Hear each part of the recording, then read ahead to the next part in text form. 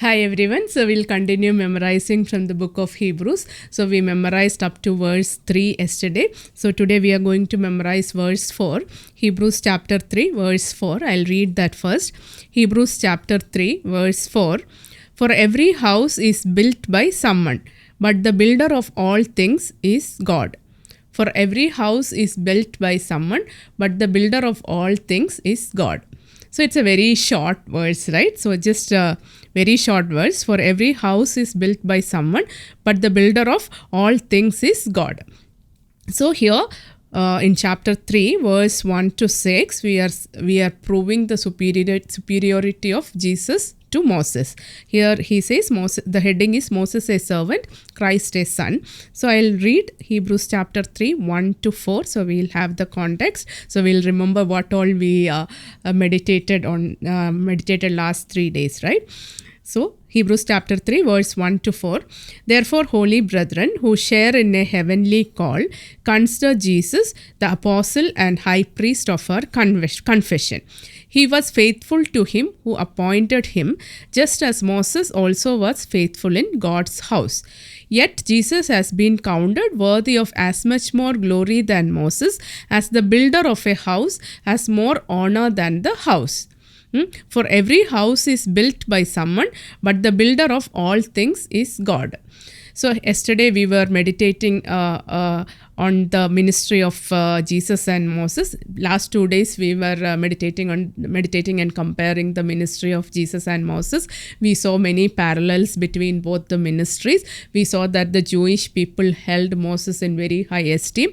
They consider him their true lawgiver, the founder of their nation, consider him as the foremost prophet. So some rabbis even consider him superior to angels. So they held him in a very high position, and because of that, the author of the book of Hebrews is very careful while proving the superiority of Jesus. He is using a very subtle language. So here we see that he is using the simile of a building and proving that Jesus is superior to Moses, because Jesus is the builder, right? He is the creator of everything. God is the creator, and since he is the creator, he has more honor than the house.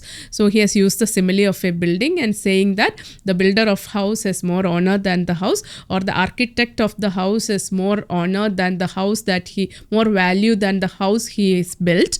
So like that, he was comparing Jesus and Moses and comparing that Jesus is superior to Moses. And Jesus created everything, right? He is consubstantial with Father. Everything was created through him, by him and for him. And we see that in book of John chapter 1. In the beginning was the Word, and the Word was with God, and Word was God. He was Word. He was in the beginning with God. All things were made through him, and without him was not anything made that was made. So he has created everything. All things were made through him, and without him was not made anything that was made. In him was life, and the life was the light of men. The light shines in the darkness, and the darkness has not overcome it. So he has created everything. So same way he is telling, for every house is built by someone, but the builder of all things is God. So the God's people are considered as his house.